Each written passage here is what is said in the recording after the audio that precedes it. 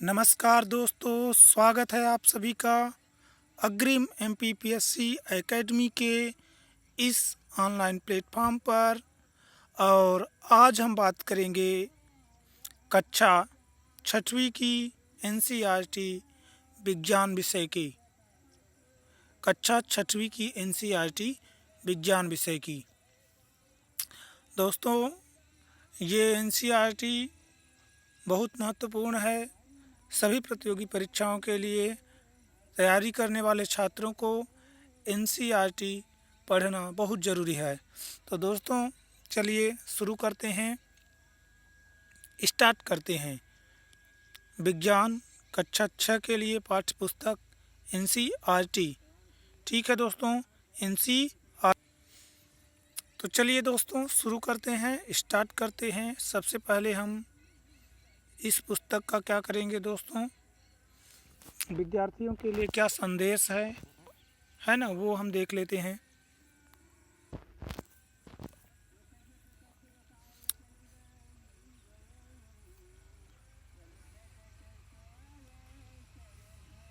ये विषय सूची, सबसे पहले हम देख लेते हैं विषय सूची। तो विषय सूची में दोस्तों सबसे पहले हमारा अध्याय 1 है भोजन। यह कहाँ से आता है? अध्याय 2 में भोजन के घटक। अध्याय 3 में तंतु से वस्त्र तक। अध्याय 4 में वस्तुओं से समूह बनाना। अध्याय 5 में पदार्थों का पृथक्करण। अध्याय 6 हमारे चारों ओर के परिवर्तन। अध्याय 7 पौधों को जानिए।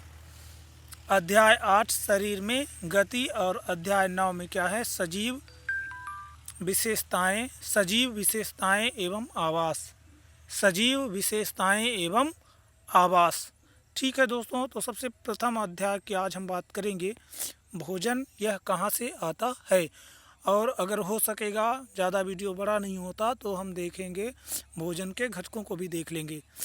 हम जल्दी से जल्दी जो है तो एनसीईआरटी को कवर करने की कोशिश करेंगे। तो अध्याय 1 और 2 देखने का हम प्रयास करेंगे। ठीक है दोस्तों, तो चलिए दोस्तों शुरू करते हैं। इधर और कुछ विषय सूची थी दोस्तों, तो इसमें अध्याय 10 में गति, दूरी, मापन। अध्याय 11 में क्या है? प्रकाश, छायाएं, परावर्तन, विद्युत परिपथ, चुंबकों द्वारा मनोरंजन, जल, हमारे चारों ओर वायु। अध्याय 16 में कचरा संग्रहण एवं निपटान। चलिए दोस्तों शुरू करते हैं, प्रारंभ करते हैं।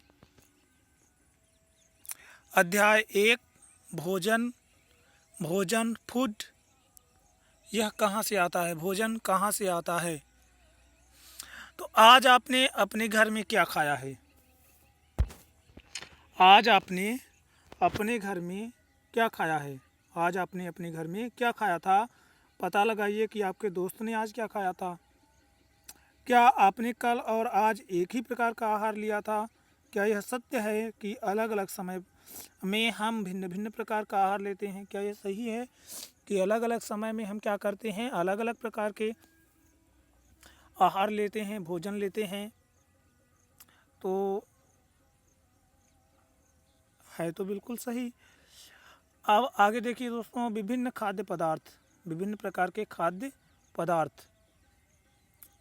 क्रियाकलाप 1 देखते चलते हैं दोस्तों। क्रियाकलाप 1 में है विद्यालय में अपने दोस्तों से उन खाद्य पदार्थों की जानकारी प्राप्त कीजिए जो वे पूरे दिन में खाते हैं। यदि वे विभिन्न राज्यों के रहने वाले हों तो उनमें से यह भी जानकारी प्राप्त करने का प्रयास करें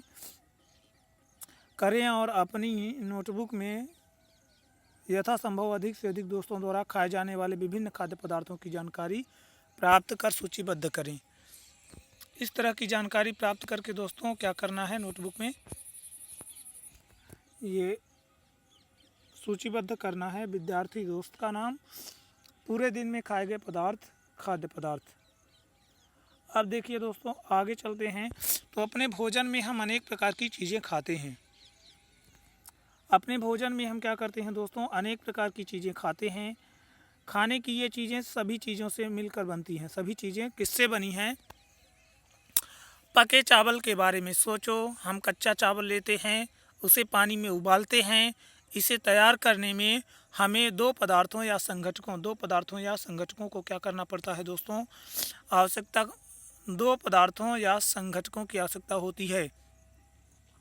जैसे हम चावल ले लेते हैं तो क्या होता है, चावल को उबालने के लिए हमको क्या होता है, दो पदार्थ और संघटक की आवश्यकता होती है। दूसरी ओर कुछ भोजन तैयार करने में हमें कई संघटकों की आवश्यकता होती है, लेकिन और कई प्रकार के जो भोजन हैं उनको तैयार करने में हमको क्या होती है, कई तरह के संघटकों की आवश्यकता होती है। यदि हम सब्जी बनाना चाहते हैं, यदि हम क्या करते हैं, सब्जी बनाना चाहते हैं तो हमें अलग अलग कई प्रकार की कच्ची सब्जियों, नमक, मसाला, तेल आदि की आवश्यकता होती है।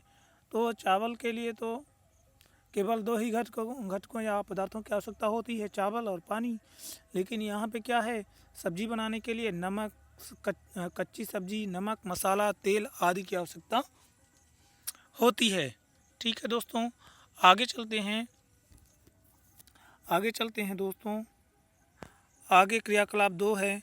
इसमें भी क्या करना है, सूचीबद्ध कुछ खाद्य पदार्थों को छांटना है और अपने दोस्तों तथा घर पर चर्चा करके जानकारी प्राप्त करना है। ये छोटे बच्चों के लिए किताब, तो इसलिए इसमें क्रियाकलाप के माध्यम से है ना बताने की कोशिश की गई है। तो वस्तु का नाम और उसमें प्रयुक्त कच्ची सामग्री के कुछ उदाहरण लिखना है। जैसे रोटी का देखिए बच्चों दोस्तों, यहाँ पे लिखी गई है रोटी चपाती आटा और जल से बनती है ना। दाल, कच्ची दाल, जल, नमक, तेल, घी, मसालों से बनती है ना। इस तरह से क्या होता है दोस्तों, ये बनती है। अब आगे हम देखते हैं, हमने क्या देखा दोस्तों, हमने देखा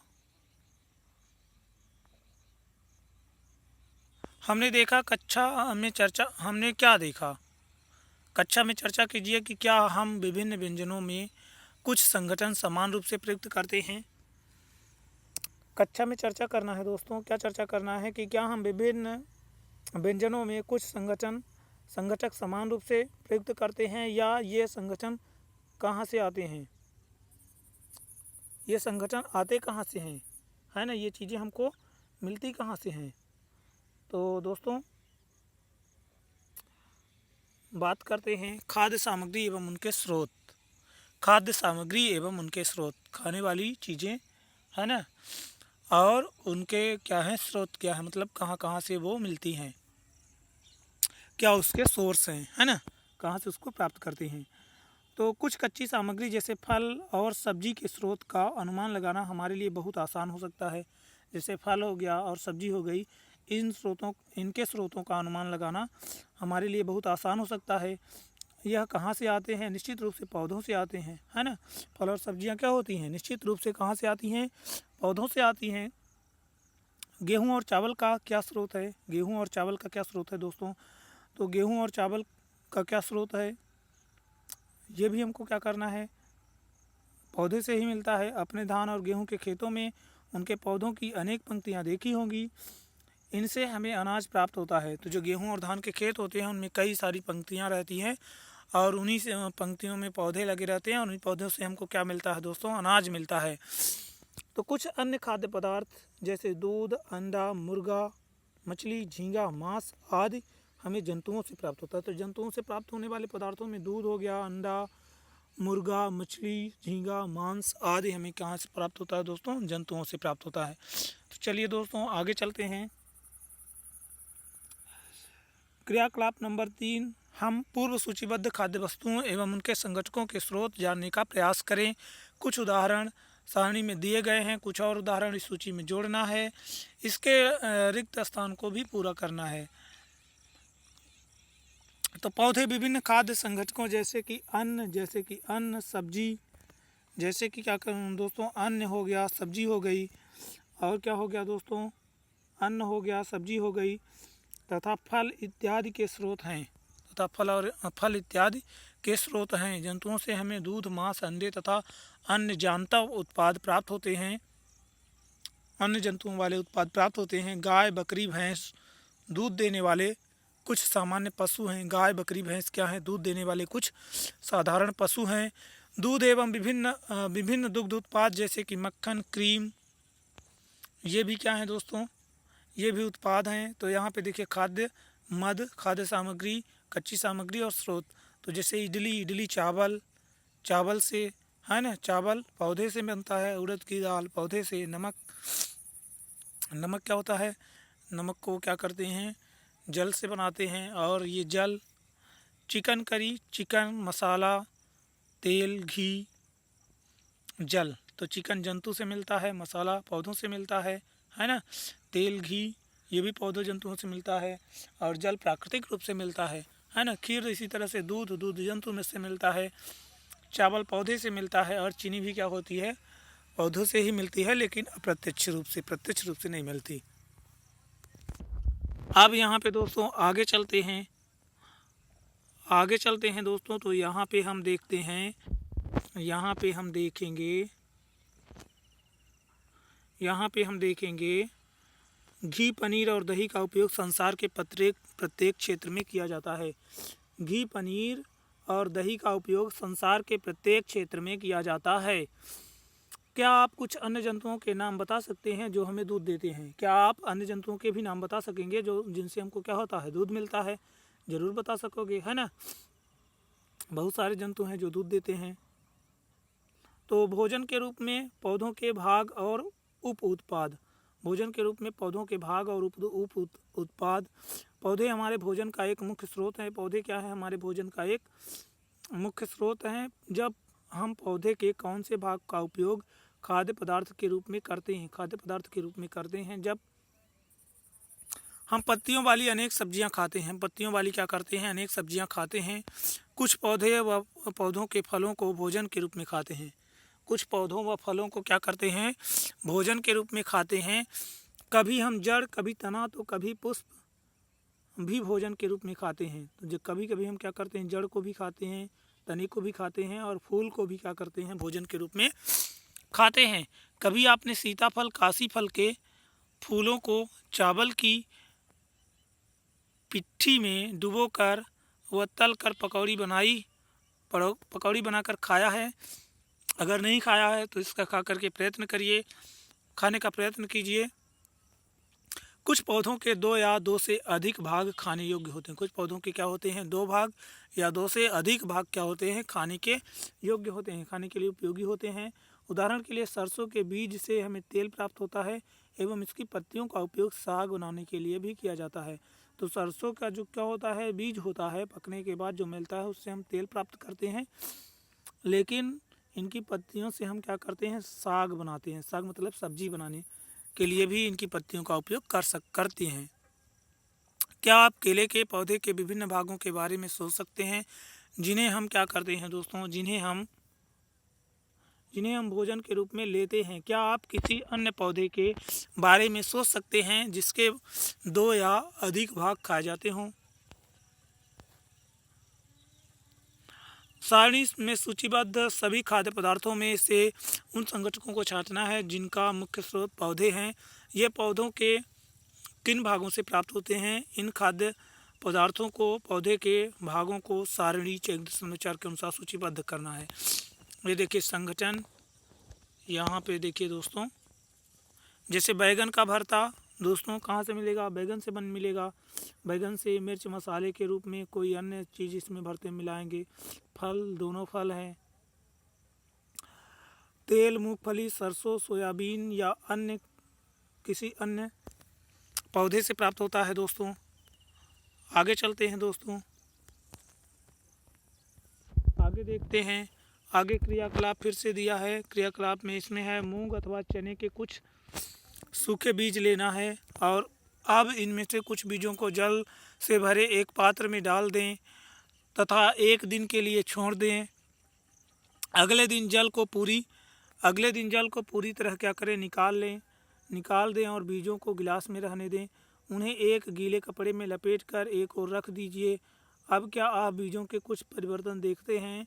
क्या एक छोटी सी सफ़ेद संरचना इस तरह से दिखाई देने लगती है, बीज से बाहर निकल आती है?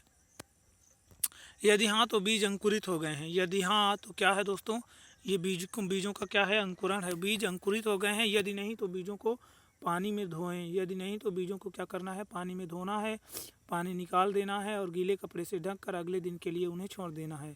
क्या उस दिन आपको बीजों से बाहर निकलता हुआ एक छोटा सा अंकुर दिखाई देता है? क्या अगले दिन उसमें अंकुर दिखाई दिया? यदि देता है, अंकुरों को सावधानी से धोकर आप इन्हें खा सकते हैं। और वो जो अंकुर निकलते हैं उनको सावधानी से क्या करेंगे, धोएंगे और उसको धो करके हम क्या कर सकते हैं, खा सकते हैं। ये उबाले भी जा सकते हैं और इनमें से कुछ मसाले मिलाने पर खाने के लिए एक स्वादिष्ट अल्पाहार तैयार हो जाता है। यदि क्या करते हैं, इनमें कुछ मसाला मिला देते हैं तो क्या होता है, इनसे खाने के लिए एक स्वादिष्ट अल्पाहार तैयार हो जाता है। खाने के लिए क्या तैयार हो जाता है, एक मीठा अल्पाहार। अल्पाहार मतलब थोड़े समय का भोजन तैयार हो जाता है। ठीक है दोस्तों, आगे चलते हैं।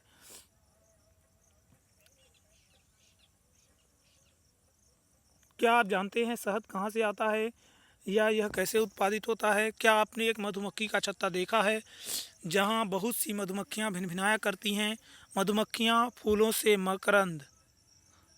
मकरंद मीठे रस, मधुमक्खियाँ क्या करती हैं दोस्तों, फूलों से मकरंद मतलब मीठे रस एकत्रित करती हैं और इसे अपने छत्ते में भंडारित करती हैं और इसको क्या करती हैं, अपने छत्ते में इकट्ठा करती हैं। फूल और उनका मकरंद वर्ष के केवल कुछ समय में ही उपलब्ध होते हैं, अतः मधुमक्खियाँ क्या करती हैं दोस्तों,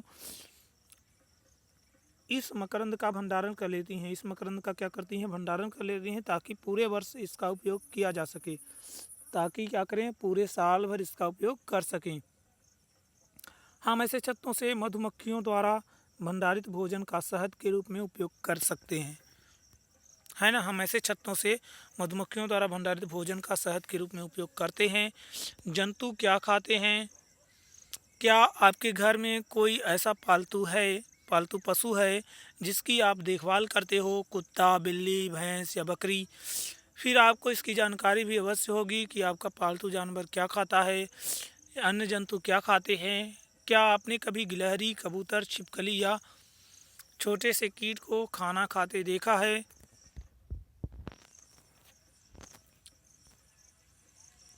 जैसे भैंस क्या खाएगी दोस्तों, भैंस घास, खली, भूसा, अनाज, पत्ती खाती है ना। बिल्ली छोटे जंतु, पक्षी दूध खाती है। चूहा क्या करेगा दोस्तों, चूहा अनाज, घास, है ना, खाता है। शेर क्या खाएगा दोस्तों, शेर जानवरों का शिकार करता है ना, मांस खाता है।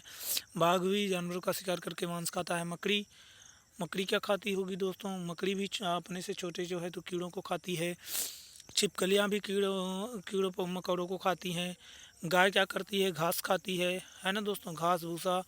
मनुष्य क्या खाता है, मनुष्य जो है तो मांस भी खा सकता है और क्या करता है दोस्तों, मांस भी खा जाएगा और भोजन भी खाता है। तितली क्या है दोस्तों, तितली फूलों का रस चूसती है ना।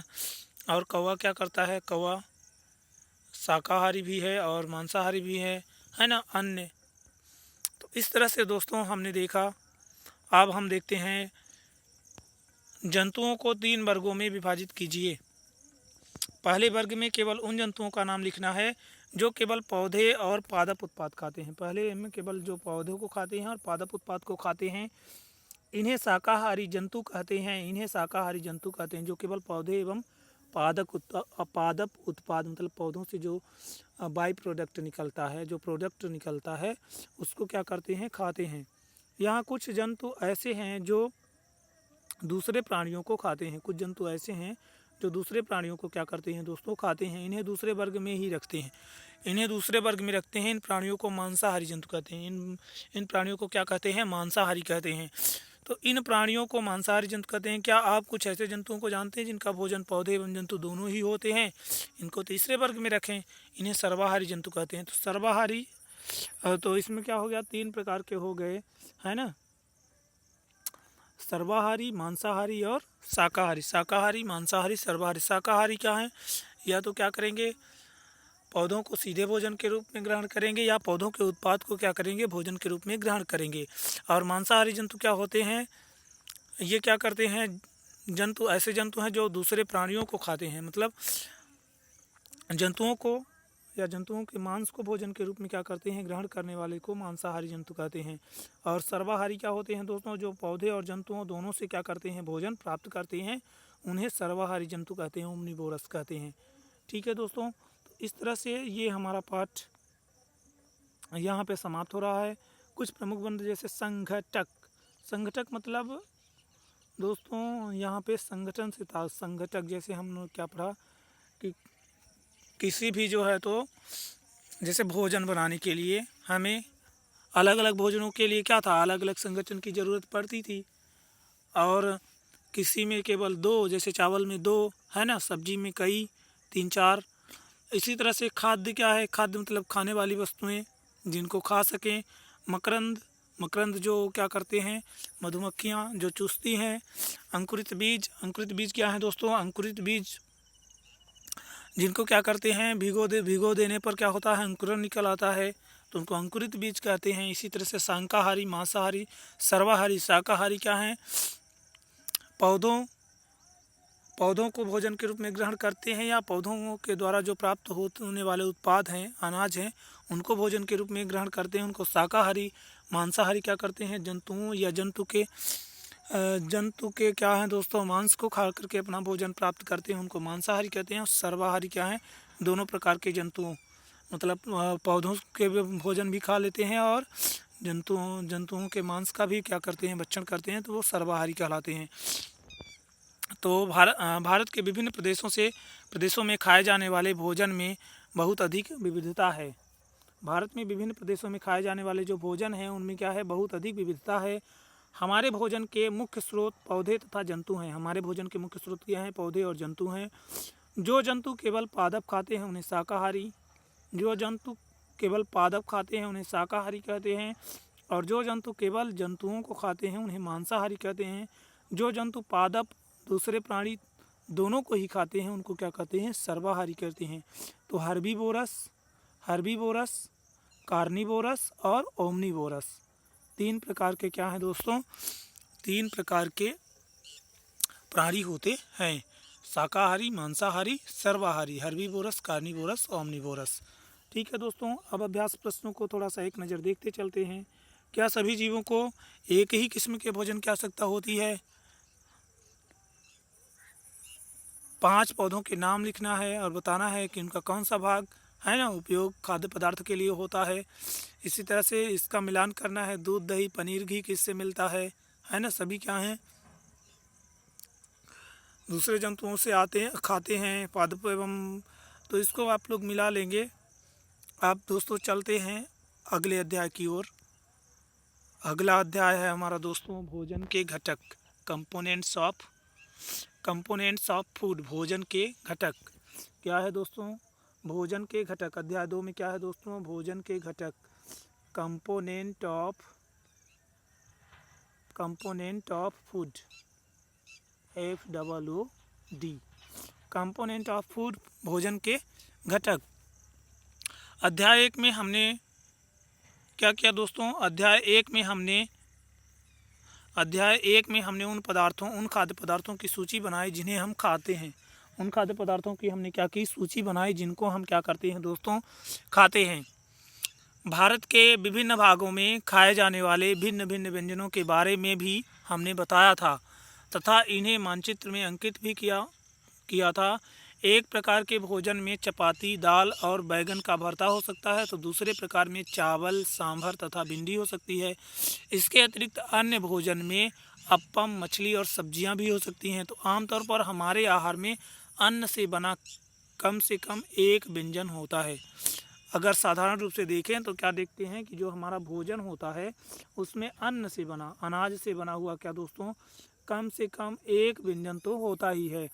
दूसरे खाद्य पदार्थों में दाल या मांस का कोई व्यंजन या सब्जी हो सकती है। दूसरे प्रकार का जो है उसमें क्या है, दाल या मांस का कोई व्यंजन सब्जी हो सकती है। इसमें दही, मट्ठा, अचार भी शामिल हो सकते हैं। इस तरह के आहार के कुछ उदाहरण सारणी में दिए गए हैं। अध्याय 1.1 में प्रस्तावित क्रियाकलाप 2 में आपके द्वारा सारणी में दर्शाए गए व्यंजन को छांटना था, है ना। तो कभी कभी हम अपने भोजन में वस्तुओं वस्तुतः इन सभी व्यंजनों को नहीं ले पाते। यदि हम यात्रा में हों तब हम वही खा लेते हैं जो रास्ते में उपलब्ध होता है। हम में से कुछ लोगों के लिए यह संभव नहीं हो पाता कि इस तरह के विविध व्यंजन हर समय खा सकें। आहार में विभिन्न खाद्य पदार्थों के इस तरह के वितरण का कोई न कोई आधार होना चाहिए। क्या हमारे शरीर को विशेष प्रयोजन के लिए विभिन्न प्रकार के भोजन की आवश्यकता होती है? ज़रूर होती है दोस्तों। आगे देखते हैं विभिन्न प्रकार के खाद्य पदार्थों में क्या होता है। जो भोजन हम क्या करते हैं, अलग अलग प्रकार के भोजन हम करते हैं, तो उनमें क्या होता है जो क्या करता है, हमारी शरीर की ज़रूरतों को पूरा करने में भूमिका निभाता है या मदद करता है। तो हम जानते हैं कि प्रत्येक व्यंजन एक या एक से अधिक प्रकार की कच्ची सामग्री से बनता है ना। कच्ची सामग्री से बना होता है जो हमें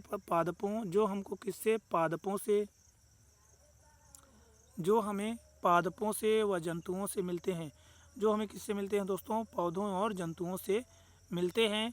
इस कच्ची सामग्री को दोस्तों क्या करते हैं, इस कच्ची सामग्री के संघटक क्या हैं? इस कच्ची सामग्री में हमारे शरीर के लिए कुछ आवश्यक घटक होते हैं। और ये जो कच्ची सामग्री होती है दोस्तों, इसमें हमारे शरीर के लिए क्या होते हैं, कुछ आवश्यक घटक होते हैं। इन घटकों को हम पोषक कहते हैं। इन घटकों को दोस्तों हम क्या कहते हैं? पोषक कहते हैं। हमारे भोजन के मुख्य पोषक कार्बोहाइड्रेट, प्रोटीन, वसा, विटामिन, खनिज लवण होते हैं। तो हमारे जो भोजन में क्या होता है, मुख्य पोषक होते हैं, उनमें कार्बोहाइड्रेट हो गया, प्रोटीन, वसा, विटामिन और खनिज लवण हैं।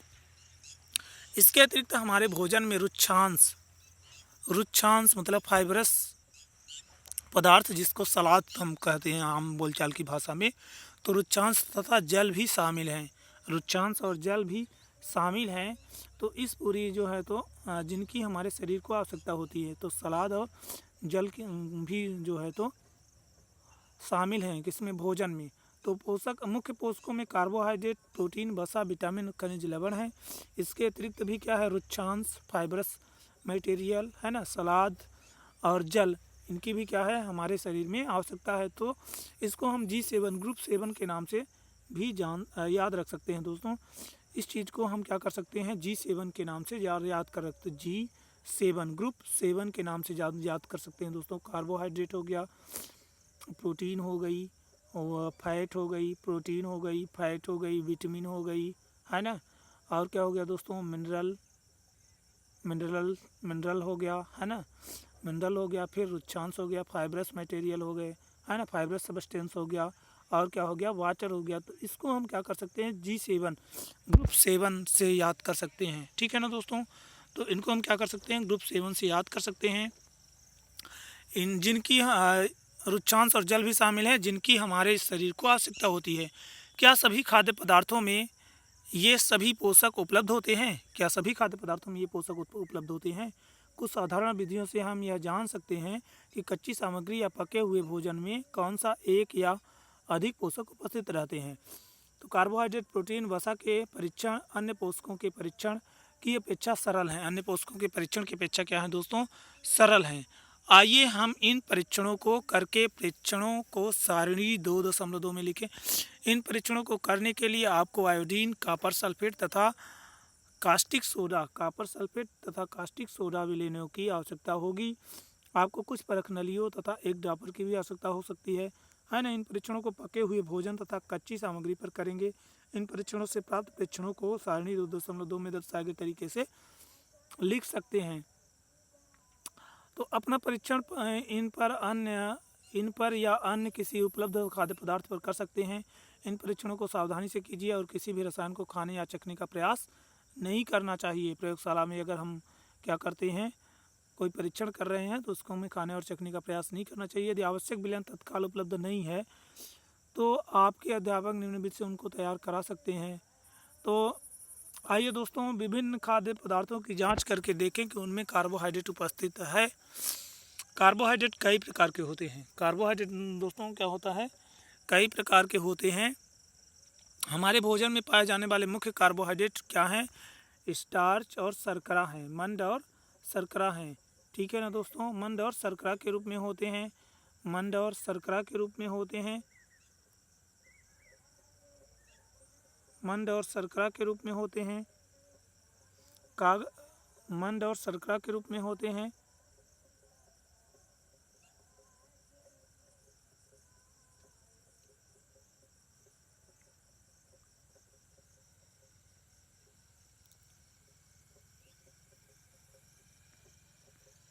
यहाँ तक दोस्तों हम लोगों ने देख लिया था, है ना, मंद या शर्करा के रूप में होते हैं। अब यहाँ पे थोड़ा सा देखते हैं, यदि किसी खाद्य पदार्थ में मंद है तो हम इसका आसानी से परीक्षण कर सकते हैं। यदि किसी खाद्य पदार्थ में क्या है, स्टार्च है, किसी खाद्य पदार्थ में स्टार्च है, मंद है, तो उसका परीक्षण हम आसानी से कर सकते हैं। कैसे कर सकते हैं, इसके लिए क्रियाकलाप क्या करेंगे, पढ़ेंगे।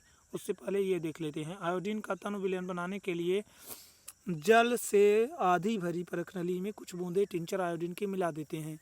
कॉपर सल्फेट विलयन के लिए 100 मिलीलीटर जल में 2 ग्राम कॉपर सल्फेट घोलने से बन जाएगा, है ना। 100 मिलीलीटर जल में 10 ग्राम कास्टिक सोडा डाल देंगे तो उनमें क्या हो जाएगा, कास्टिक सोडा विलयन मिल जाएगा। तो इस तरह से मिल जाएगा। यहाँ पे मंद परीक्षण के लिए एक क्रियाकलाप कर लेते हैं दोस्तों। तो परीक्षण कैसे करेंगे, परीक्षण के लिए खाद्य पदार्थ या कच्ची सामग्री की अल्प मात्रा, थोड़ी मात्रा लेते हैं। इनमें तनु आयोडीन विलयन की 2 या 3 बूंदें डाल देते हैं। तनु आयोडीन विलयन जो ऊपर बनाए हैं तो उसकी क्या कर देते हैं, 2 या 3 बूंदें डाल देते हैं। खाद्य पदार्थ के रंग में होने वाले परिवर्तन को देखते हैं, और जो खाने वाला पदार्थ रहता है उसके रंग में क्या परिवर्तन हो रहा है इसको ऑब्जर्व करते हैं, देखते हैं।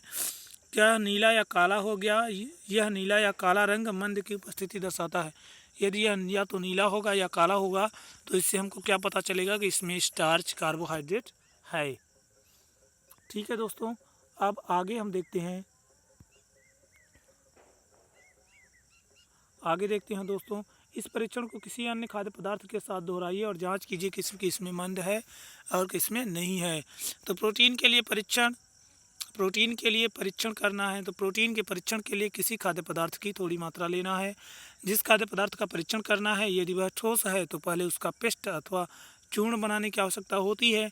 खाद्य पदार्थ की थोड़ी मात्रा को पीसकर या मसलकर उसके चूर्ण को एक साफ परखनली में डाल देते हैं और 10 बूंद जल डालकर उसे अच्छी तरह हिलाते हैं। 10 बूंद क्या करते हैं, पानी डाल करके उसको अच्छी तरह से हिलाते हैं। अब ड्रॉपर की सहायता से परखनली में 2 बूंद कॉपर सल्फेट का विलयन डालते हैं।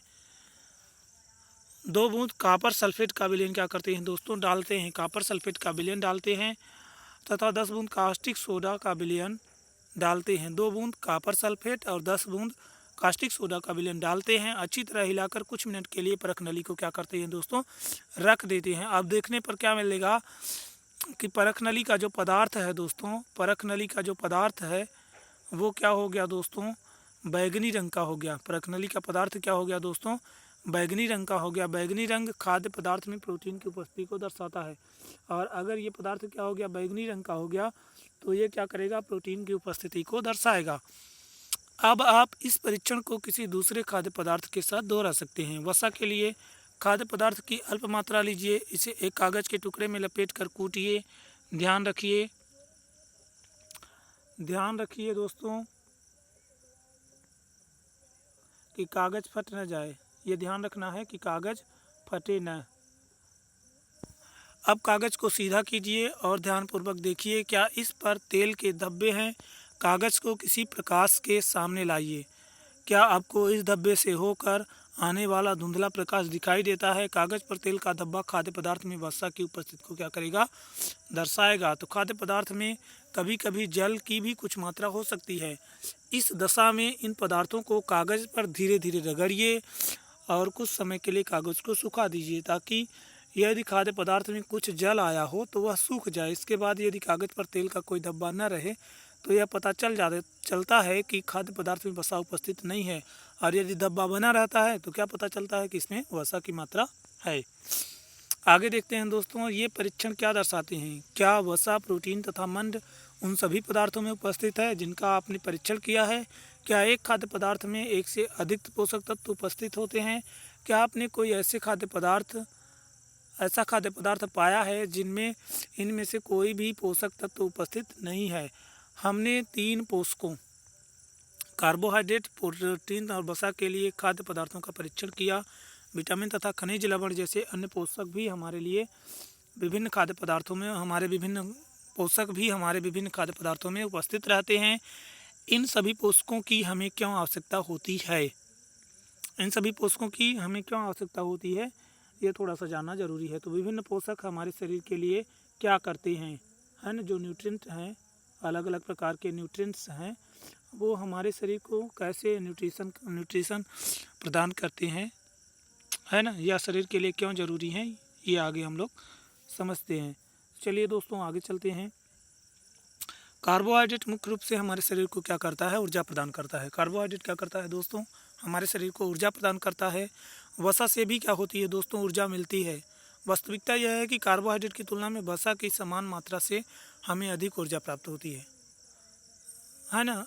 रियलिटी दोस्तों यह है, वास्तविक बात तो यह है दोस्तों कि कार्बोहाइड्रेट की तुलना में यदि हम वसा की समान मात्रा लें, अगर क्या करें कि 1 ग्राम कार्बोहाइड्रेट लें और 1 ग्राम क्या करें वसा लें, तो जो वसा से के द्वारा हमको ऊर्जा प्राप्त होगी वो अधिक प्राप्त होगी। वसा और क्या है दोस्तों? वसा और कार्बोहाइड्रेट युक्त भोजन को ऊर्जा देने वाला भोजन भी कहते हैं, और इसलिए क्या कहा जाता है दोस्तों? कार्बोहाइड्रेट और वसा और कार्बोहाइड्रेट भोजन को ऊर्जा देने वाले भोजन के रूप में जाना जाता है। तो यहाँ पे दिया है देखो, शकरकंद, आलू, गन्ना, पपीता, तरबूज, आम, मक्का, बाजरा, चावल, गेहूँ, ये क्या है? कार्बोहाइड्रेट के कुछ मुख्य स्रोत हैं। अब इसी तरह से नीचे ये देखो, ये क्या है दोस्तों? ये प्रोटीन के स्रोत हैं। गिरी, तिल, मूंगफली के, ये सब क्या है? प्रोटीन के हैं। और ये क्या हैं? वसा के हैं। मांस, मछली, घी, दूध में तो वैसे प्रोटीन भी रहता है, मक्खन, क्रीम, ये मिले जुले स्रोत हैं। ठीक है ना दोस्तों? तो आगे चलते हैं दोस्तों, आगे चलते हैं। प्रोटीन की आवश्यकता शरीर की वृद्धि और स्वस्थ रहने के लिए होती है। प्रोटीन की आवश्यकता किस लिए है हमें दोस्तों? प्रोटीन युक्त पोषक की आवश्यकता क्यों होती है दोस्तों? शरीर की वृद्धि तथा स्वस्थ रहने के लिए, शरीर की वृद्धि और स्वस्थ रहने के लिए होती है। प्रोटीन युक्त भोजन को प्रायः शरीर वर्धक भोजन भी कहते हैं। इसको क्या कहते हैं? शरीर वर्धक या निर्माणात्मक भोजन भी कहते हैं। विटामिन रोगों से हमारे शरीर की रक्षा करते हैं। विटामिन क्या करते हैं दोस्तों? रोगों से हमारे शरीर की रक्षा करते हैं। विटामिन हमारी आँख, अस्थियों, दांत और मसूड़ों को स्वस्थ रखने में भी हमारी सहायता करती है। आँख, अस्थियों, दांत और मसूड़ों को स्वस्थ रखने में कौन मदद करता है दोस्तों? विटामिन। ठीक है दोस्तों, तो इस तरह से दोस्तों विटामिन रोगों से हमारी क्या करते हैं दोस्तों? रक्षा करते हैं। विटामिन रोगों से हमारे शरीर की रक्षा करते हैं। विटामिन हमारी आँख, अस्थियों, दांत और मसूड़ों को स्वस्थ रखने में भी हमारी सहायता करते हैं। विटामिन कई तरह के होते हैं। विटामिन दोस्तों कई तरह के होते हैं। विटामिन कई प्रकार के होते हैं जिन्हें अलग अलग नामों से जाना जाता है। इनमें से कुछ विटामिनों को vitamin A, vitamin B, vitamin C, vitamin D, vitamin E और के नाम से जाना जाता है। तो विटामिनों के एक समूह को विटामिन बी कॉम्प्लेक्स कहते हैं। विटामिन बी कॉम्प्लेक्स कहते हैं। हमारे शरीर को सभी प्रकार के विटामिनों, हमारे शरीर को क्या है दोस्तों? सभी प्रकार के विटामिन। देखिए यहाँ पे विटामिन को 2 प्रकार से वर्गीकृत कर सकते हैं दोस्तों। एक तो जल में घुलनशील विटामिन, विटामिन बी और सी, और वसा में घुलनशील विटामिन ए, डी, ई, के। ठीक है दोस्तों, और एक समूह के विटामिन को क्या कहते हैं दोस्तों? बी कॉम्प्लेक्स कहते हैं। अब विटामिन बी में ही कई और प्रकार के विटामिन हैं, तो इनको क्या कहा जाता है दोस्तों? बी कॉम्प्लेक्स कहा जाता है। अब ये बी कॉम्प्लेक्स की जो अल्प मात्रा होती है दोस्तों, अल्प मात्रा में आवश्यकता होती है। विटामिन ए हमारी त्वचा तथा आँखों को स्वस्थ रखता है। विटामिन सी बहुत से रोगों से लड़ने में हमारी मदद करता है। विटामिन डी हमारी अस्थियों और दांतों के लिए कैल्शियम का उपयोग करने में हमारे शरीर की सहायता करता है। विभिन्न विटामिनों से भरपूर भोजन चित्र में दर्शाया गया था, वहाँ पे हमने आपको दिखा दिया था।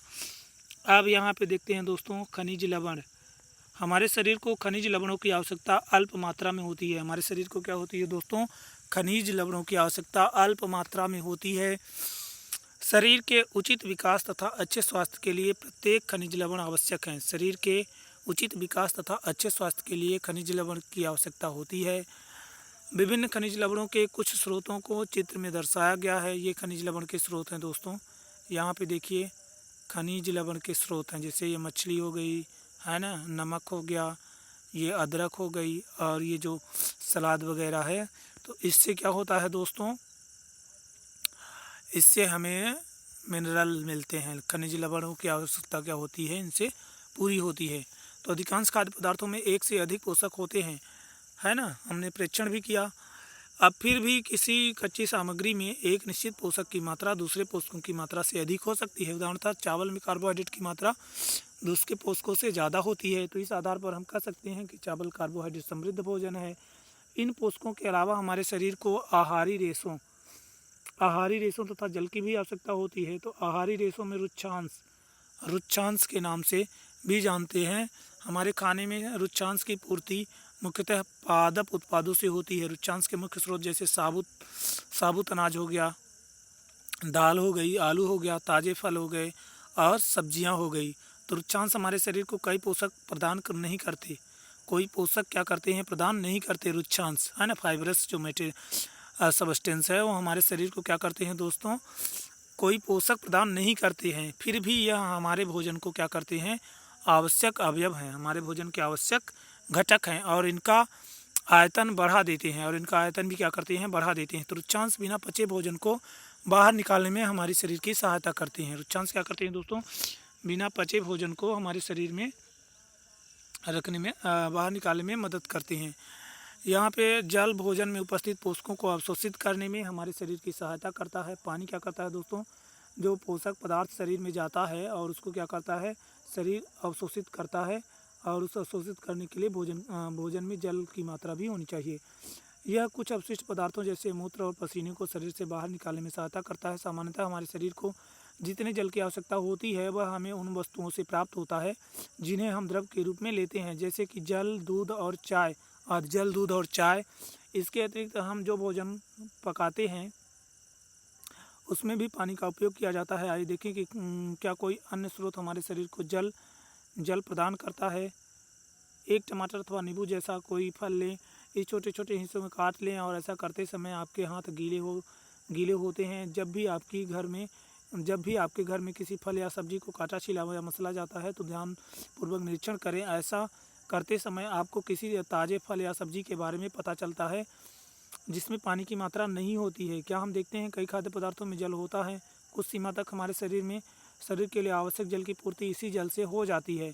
इसके अतिरिक्त कई खाद्य पदार्थों को पकाते समय भी हम क्या करते हैं, इसमें जल डालते हैं।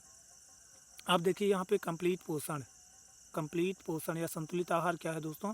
सामान्यतः पूरे दिन में जो कुछ हम खाते हैं उसे आहार कहते हैं। हमारे शरीर की वृद्धि और अच्छे स्वास्थ्य को बनाए रखने के लिए हमारे आहार में वे सभी पोषक तत्व उचित मात्रा में होने चाहिए जिनकी हमारे शरीर को आवश्यकता है। कोई भी पोषक तत्व न आवश्यकता से अधिक हो और न आवश्यकता से कम हो। हमारे आहार में पर्याप्त मात्रा में रुक्षांश और जल भी होना चाहिए। इस प्रकार के आहार को क्या कहते हैं, संतुलित आहार कहते हैं। मतलब हमारे भोजन में किसी भी जो है तो पदार्थ की, है ना, पोषक तत्व की न आवश्यकता से अधिक मात्रा हो और न ही आवश्यकता से कम मात्रा हो, है ना। संतुलित मात्रा में उसका उपयोग क्या कहलाएगा, संतुलित आहार कहलाएगा, और उसमें रुक्षांश और जल भी शामिल होना चाहिए। अब यहाँ पे दोस्तों आगे देखते हैं, आगे क्या देखते हैं दोस्तों, आगे देखेंगे, आगे है हमारा, क्या आप सोचते हैं कि प्रत्येक आयु वर्ग के लोगों को एक ही प्रकार के आहार की आवश्यकता होती है? नहीं दोस्तों, है ना। हर आयु वर्ग के और काम करने वाले लोगों के लिए अलग अलग आहार की आवश्यकता होती है। क्या आप यह भी सोचते हैं कि हमारा संतुलित आहार हमारे शारीरिक कार्य पर निर्भर करता है? एक सप्ताह की अवधि में जो भी आप खाते हैं उसका एक चार्ट तैयार कीजिए। जांच कीजिए प्रतिदिन जो भोजन आप करते हैं क्या उसमें सभी पोषक तत्व हैं। यदि नहीं है तो अपने भोजन में उन तत्वों को शामिल करने का प्रयास करें। दालें, मूंगफली, सोयाबीन, अंकुरित बीज, मूंग व चना, कुंडित भोजन, दक्षिण भारतीय भोजन जैसे इडली, आटे का मिश्रण, मिस्सी रोटी, थेपला, अनाज व दालों से बना, केला, पालक, सत्तू, गुड़, उपलब्ध सब्जियां तथा इसी प्रकार के अन्य भोजन कई पोषक उपलब्ध कराते हैं। इसीलिए कोई व्यक्ति अल्प व्यय में भी संतुलित आहार खा सकता है। तो उचित प्रकार का भोजन करना ही पर्याप्त नहीं है, इसे उचित तरीके से पकाना भी चाहिए ताकि इसके क्या हो, पोषक समाप्त न हो।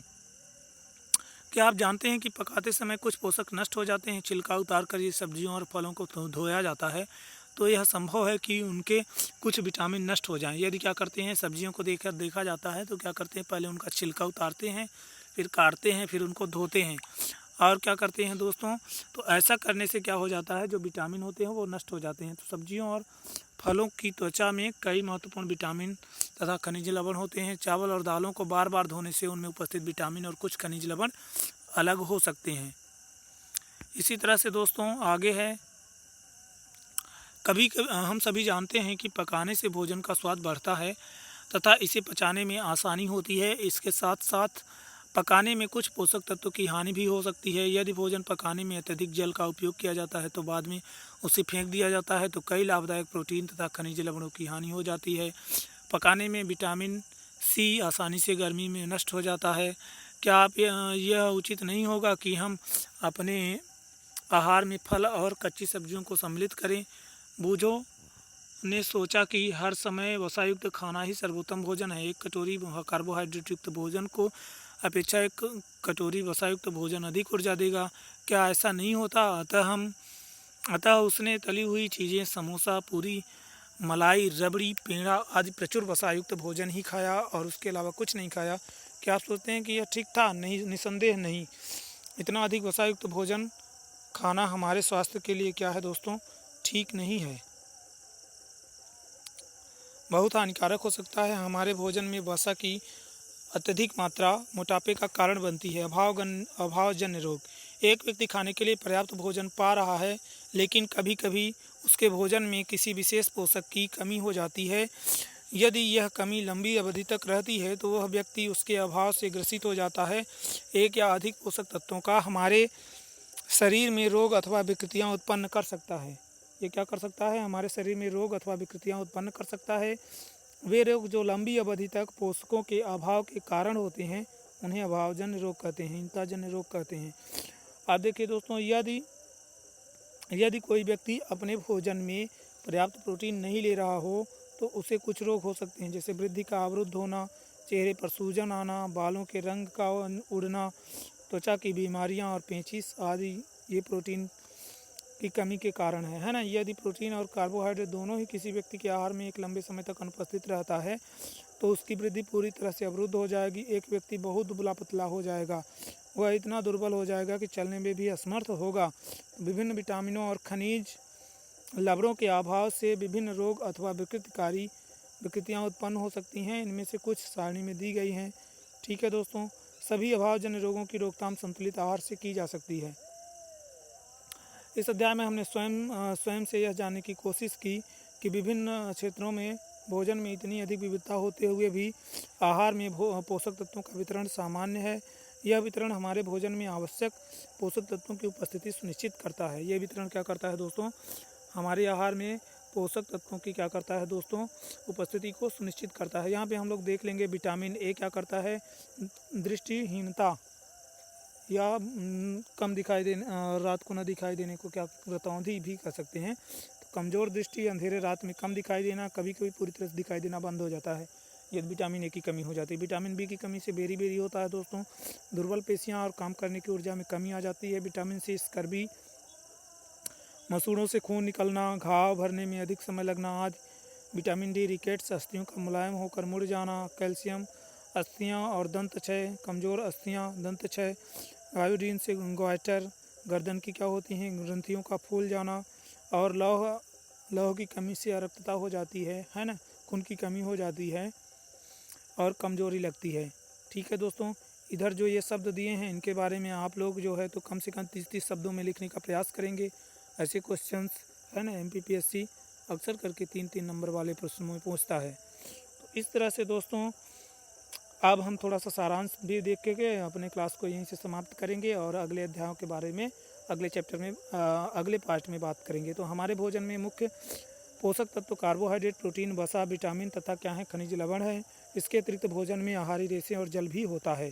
तो 7 चीज़ें हैं भोजन में: कार्बोहाइड्रेट, प्रोटीन, वसा, विटामिन, खनिज लवण और आहारी रेशे और जल। कार्बोहाइड्रेट तथा वसा हमारे शरीर को मुख्य रूप से ऊर्जा प्रदान करता है। प्रोटीन तथा खनिज लवण की आवश्यकता हमारे शरीर की वृद्धि तथा अनुरक्षण के लिए होता है। प्रोटीन हमारे शरीर के रोगों से रक्षा करने में हमारी मदद करता है। संतुलित आहार में हमारे शरीर के लिए आवश्यक सभी पोषक तत्वों का पर्याप्त रक्षांश जल उचित मात्रा में उपस्थित रहते हैं। हमारे आहार में लंबी अवधि तक एक या अधिक पोषक तत्वों की न्यूनता के कारण क्या हो जाता है, विशिष्ट प्रकार के रोग या विकार उत्पन्न हो सकते हैं। ठीक है दोस्तों, अभी आज इतना ही करते हैं। अगले लेक्चर में हम फिर से अगले टॉपिकों को कवर करेंगे। अगर आप लोगों को वीडियो अच्छा लगता है तो वीडियो को लाइक, शेयर और चैनल को सब्सक्राइब करना ना भूलें।